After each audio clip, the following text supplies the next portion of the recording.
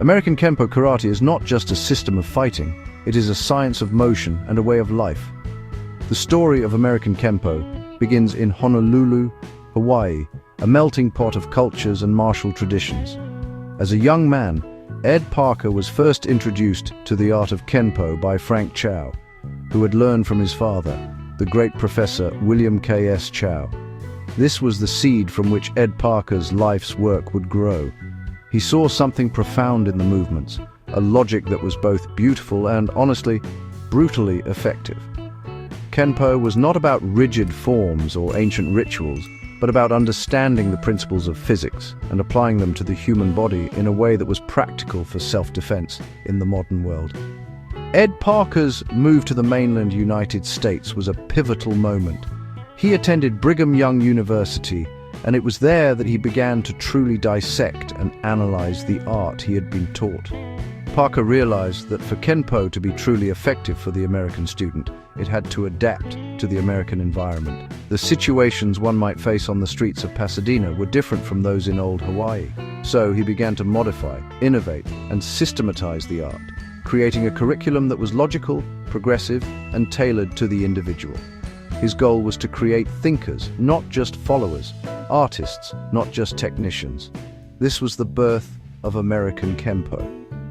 The opening of Ed Parker's first studio in Pasadena, California, in 1956, marked the formal beginning of this new chapter. It was a humble start, but the art spoke for itself. Students were drawn to the practicality and the intellectual depth of the system. Ed Parker didn't just teach his students how to fight, he taught them how to think about fighting. He introduced concepts like the what-if scenarios, encouraging students to explore the endless possibilities that could arise in a confrontation. This approach was revolutionary at the time. It moved away from the rote memorization of techniques and towards a deeper understanding of principles that could be applied in any situation, against any opponent. Parker's vision was always to create an art that was fluid and ever-evolving, just like the world around us. He documented his thoughts and theories in books, most notably Infinite Insights into Kenpo, to ensure the knowledge would be preserved and built upon. Ed Parker wanted to leave behind a legacy, a web of knowledge that future generations could explore and expand. American Kenpo was never meant to be a static museum piece. It is a living, breathing art form designed to empower the individual with the tools for survival and the confidence to walk through life with their head held high. It remains Ed Parker's gift to the world of martial arts. The philosophy of American Kenpo is rooted in logic, practicality, and efficiency. It is not an art bound by tradition for tradition's sake. Instead, every movement, every principle is based on a logical reason. We study the sciences of physics, geometry, and anatomy to understand how the body moves and how it can be manipulated. The core idea is that for every move there is a counter, and for every counter there is a re-counter. It is an endless cycle of action and reaction, governed by principles, not by rigid rules. This logical foundation allows the practitioner to become an innovator, adapting their response to the specific circumstances of an attack rather than relying on a memorized sequence. One of the key philosophical differences in American Kenpo is the emphasis on individuality. I have always said that Kenpo is tailored to the individual, not the other way around. A tall person will move differently than a short person. A person with long arms has different advantages than someone with a stockier build. Our system recognizes these differences and provides a framework that allows each student to capitalize on their unique physical attributes. The art should fit the person like a glove, not force them into a mold. This is why we have such a vast vocabulary of motion. It provides options for every body type and every situation. Another fundamental concept is the 3 phases of a fight. We break down a confrontation into the ideal phase, the what-if phase, and the formulation phase. The ideal phase is the textbook execution of a technique where everything goes exactly as planned. However, we know that real fights are messy and unpredictable. This leads us to the what-if phase, where we explore all the possible things that could go wrong. What if the attacker moves? What if they block your strike? What if they have a friend? This critical thinking process prepares the student for the chaos of a real encounter and leads to the formulation phase, where they learn to create their own solutions on the fly. Ultimately, the philosophy of Kenpo is one of empowerment through knowledge. It is about moving beyond fear and replacing it with understanding. When you understand the principles of motion, leverage, and timing, you are no longer a victim of circumstance. You become the master of your own actions and reactions. The goal is not to create violent people, but to create confident and capable individuals who have the ability to protect themselves and their loved ones if necessary. It is a journey of self-discovery, where the study of motion leads to a deeper understanding of oneself and the world. To truly grasp American Kenpo, one must understand its structure, which I often refer to as the web of knowledge. It is not a linear path, but an intricate network of interconnected ideas, principles, and movements. At the center of this web are the fundamentals, the stances, blocks, parries, and strikes that form the basic vocabulary of our art. From there, the web expands outward to include more complex concepts like the principles of motion, the categories of motion, and the intricate self-defense techniques. Each piece of information is linked to another, creating a holistic system where understanding one concept deepens your understanding of all the others. The curriculum is organized through a belt ranking system, but this is merely a roadmap to guide the student through the web. Each belt level introduces a new layer of complexity. Beginners start with the basic building blocks, learning how to make a proper fist and how to move with balance and power. As they advance, they are introduced to more sophisticated techniques and the underlying principles that make them work. The self-defense techniques themselves are categorized by the type of attack, such as a grab, a push, a punch, or a kick. This systematic approach makes the vast amount of information manageable and ensures a solid foundation is built before moving on to more advanced material. A unique feature of our system is the way techniques are named and structured. Each self-defense technique has a name like delayed sword or 5 swords, which helps with memorization. More importantly, each technique is a case study in motion. It teaches specific principles such as marriage of gravity or torque within the context of a simulated attack. The student doesn't just learn a series of moves, they learn why those moves work. They learn how to check an opponent's height, width, and depth zones to control their ability to retaliate. This method of teaching transforms the student from a mere mimic into an analytical practitioner. The ultimate goal of navigating this web of knowledge is to reach a point of spontaneity. When the principles are so deeply ingrained in your mind and body, you no longer need to think about specific techniques, you simply react, formulating your own defense based on the immediate situation. The web provides the structure for learning, but the goal is to transcend that structure. It is like learning the alphabet, then words, then sentences, until you can finally write your own poetry. The Kenpo practitioner becomes a poet of motion, creating fluid and effective responses in the heat of the moment. The effectiveness of American Kenpo lies in its arsenal of practical and powerful tools. Our strikes are not designed for sport or for show, they are designed for self-defense. We utilize what I call natural weapons, the parts of the body that can be used to inflict damage on an attacker. This includes not only the fists and feet, but also the elbows, knees, fingers, and even the head. We teach students to strike with precision, targeting the vulnerable points of the human body, the eyes, throat, groin, and nerve centers. The goal is to neutralize a threat as quickly and efficiently as possible, using a rapid-fire succession of strikes that overwhelm the opponent's ability to defend.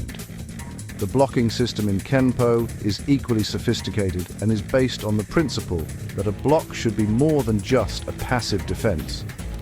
A block should be a strike in itself. We use hard bone-on-bone blocks to injure the attacker's limbs, as well as soft deflecting parries to redirect their energy.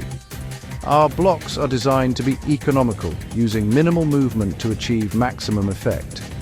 We teach the concept of positioning, moving the body to a safe zone while simultaneously setting up for a powerful counterattack. A Kenpo block is an active, intelligent response that immediately turns defense into offense, seizing the momentum of the fight. Stances are the foundation upon which all movement is built. They are the source of our power and balance.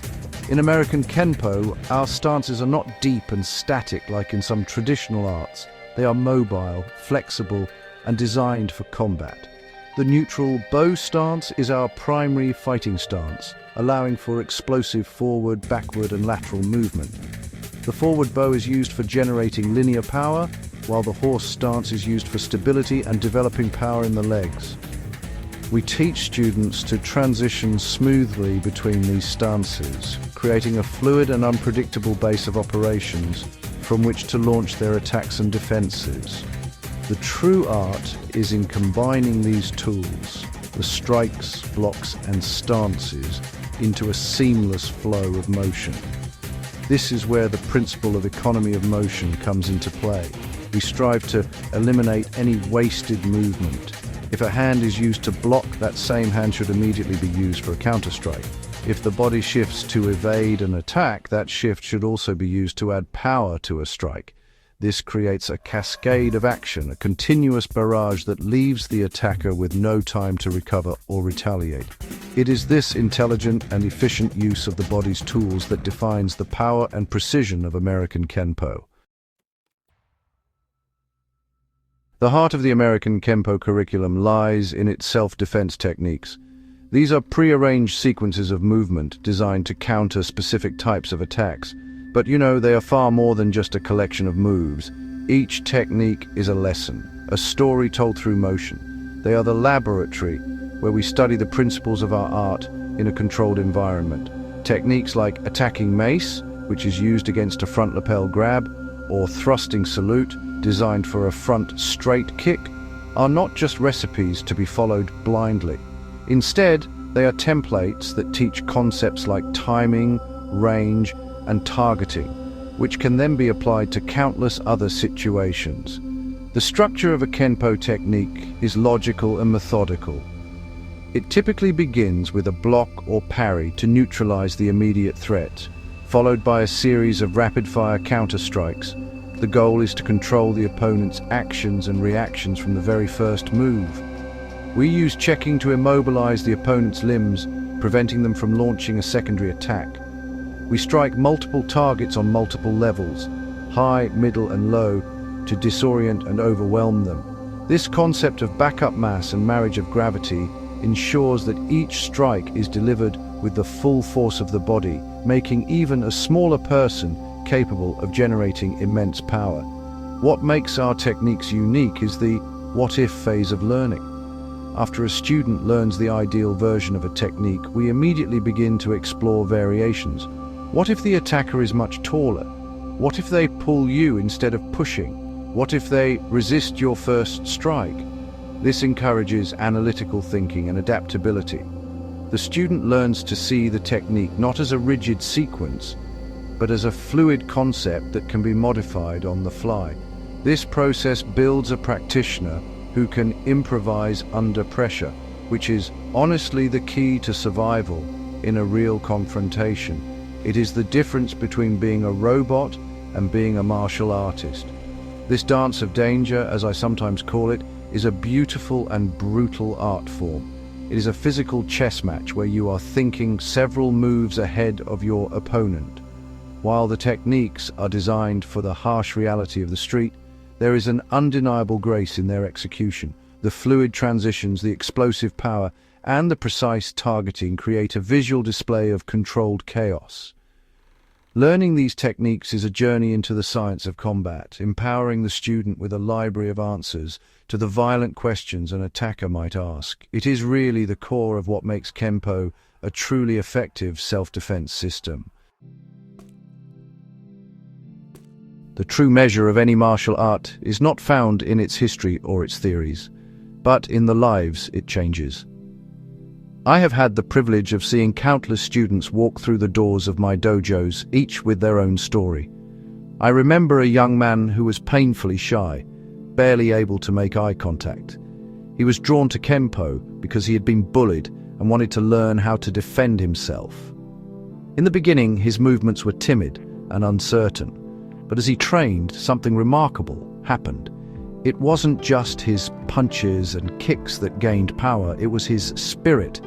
He began to stand taller, to speak with more confidence. The discipline of training, the focus required to learn the techniques, and the encouragement from his fellow students and instructors forged a new sense of self-worth within him.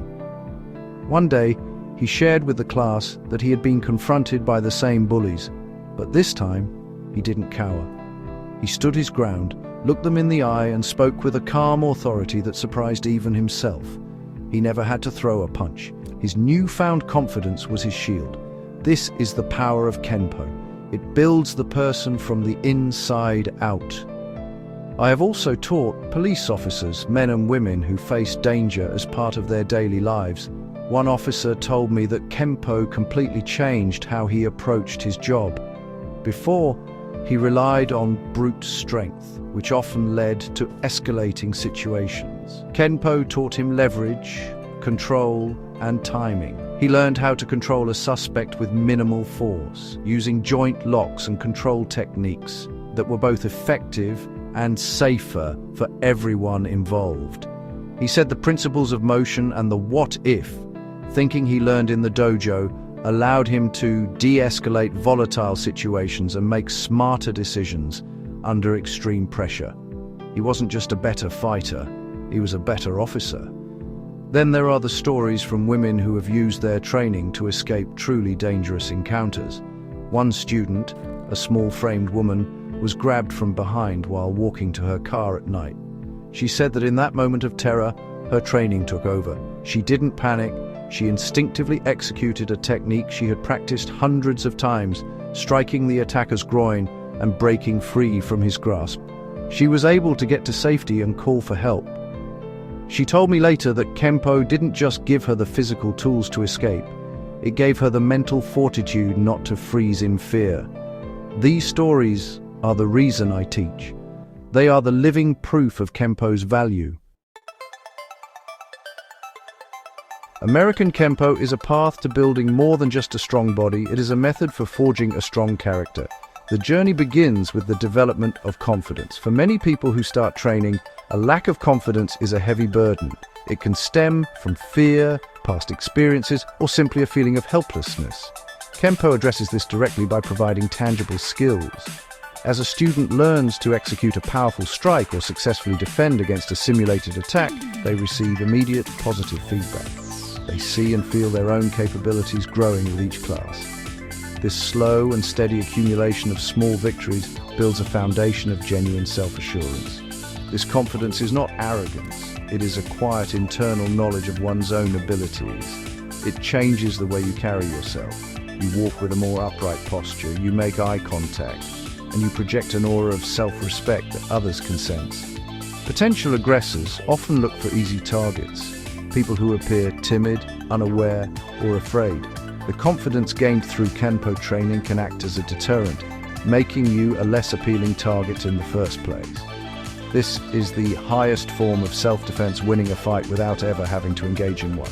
It is the confidence to be peaceful, knowing you are prepared for violence. Discipline is the other side of this coin, and it is woven into the very fabric of Kenpo training. The path to a black belt is long and demanding. It requires consistent effort, dedication, and the will to push through challenges. Simply showing up to class week after week, even when you are tired or discouraged, builds a powerful sense of personal discipline. This discipline extends far beyond the dojo. Students often find that the focus and perseverance they learn on the mat help them in their schoolwork, their careers, and their personal relationships. They learn to set goals, work systematically towards them, and overcome obstacles. The training itself demands mental discipline. Memorizing the intricate details of the self-defense techniques, understanding the underlying principles, and engaging in the what-if process all require intense concentration. This sharpens the mind and improves the ability to focus under pressure. The discipline of controlling one's own body to execute a technique with precision and control translates into the ability to control one's emotions and impulses. The inner warrior we seek to build is not a mindless brute, but a disciplined, confident, and thoughtful individual who is in control of themselves and their actions. While American Kenpo is an art form, its primary purpose has always been practical self-defense for the modern world. The techniques and principles are not designed for a tournament ring with rules and a referee. They are designed for the unpredictable and dangerous environment of the street. This is why our system emphasizes speed, surprise, and overwhelming force. In a real-life confrontation, there are no second chances. The goal is to end the threat as quickly and decisively as possible, create an opportunity to escape and get to safety. We train for the worst-case scenario, hoping we never have to use it. The system is uniquely adapted for the types of violence common in our society. We dedicate a significant portion of our curriculum to defending against grabs, chokes, headlocks, and attacks involving common weapons like clubs and knives. We do not practice flashy, high-flying kicks that might look good in a movie, but are impractical in a real fight. Instead, we focus on low, powerful kicks to vulnerable targets like the shins and groin. Our hand strikes are a barrage of diverse weapons, eye pokes, throat shots, and elbow strikes that are designed to inflict maximum damage in minimum time, disabling an attacker so you can get away. One of the most important aspects of our real-world application is environmental awareness. Training doesn't stop at the dojo door. I encourage my students to be aware of their surroundings at all times. Who is around you? Where are the exits? What objects in the environment could be used as improvised weapons or shields? This mindset is a crucial layer of self-defense. The fight that is avoided is the fight that is won. Kenpo teaches you to think tactically, to see the world through the eyes of a strategist, which can prevent you from ever finding yourself in a dangerous situation to begin with. Ultimately, the effectiveness of Kenpo on the street comes from its adaptability. The what-if philosophy trains the practitioner to think on their feet. A real fight is chaotic and never goes according to plan. An attacker will not stand still and let you execute a perfect textbook technique. They will resist, they will move, they will fight back. Because Kenpo is based on principles rather than rigid patterns, the practitioner can improvise. If one move fails, they can seamlessly transition to another, constantly adapting their offense and defense to the unfolding reality of the confrontation. This ability to think and create under fire is what makes American Kenpo a true science of street fighting. In a world that is constantly changing, the principles of American Kenpo remain as relevant today, on this day of October 4th, 2025, as they were when I first began teaching. The need for personal safety and self-confidence is timeless. While the specific threats may evolve, the fundamental human need to feel secure and empowered does not. Kenpo provides a logical and systematic path to achieving that security. It is more than just a fighting style. It is an educational system that teaches critical thinking, problem-solving, and self-control. These are skills that are invaluable in every aspect of modern life, not just in a physical confrontation. The art continues to grow and evolve, which is exactly as I intended. My students have become masters themselves, and they have carried the art across the globe, each adding their own insights and experiences to the web of knowledge. This is the living legacy of Kenpo. It was never meant to be frozen in time, but to be a dynamic system that adapts to new generations and new challenges. The core principles of motion, logic, and efficiency are universal truths. As long as the laws of physics apply, the principles of Kenpo will continue to be effective. The art's ability to adapt is the key to its longevity. Kenpo matters today because it empowers the individual. In an age where many people feel powerless, Kenpo gives them back a sense of control over their own lives and their own safety. It teaches that through knowledge, discipline, and hard work, you can overcome challenges that seem insurmountable. The physical skills are the vehicle, but the true destination is self-mastery. The confidence and peace of mind that come from knowing you can protect yourself are priceless. It allows you to engage with the world more openly and freely, without being crippled by fear. My hope is that American Kenpo will continue to be a force for good in the world. It is a tool, and like any tool, it can be used for many purposes. My intention was always to use it for building people up, not for tearing them down. The legacy of Kenpo is not in the number of trophies won or fights survived. It is in the millions of lives that have been touched by its teachings. The shy child who found their voice, the police officer who served their community more safely, and the everyday person who learned to walk with confidence. This is the enduring legacy of American Kenpo, the empowerment of the human spirit.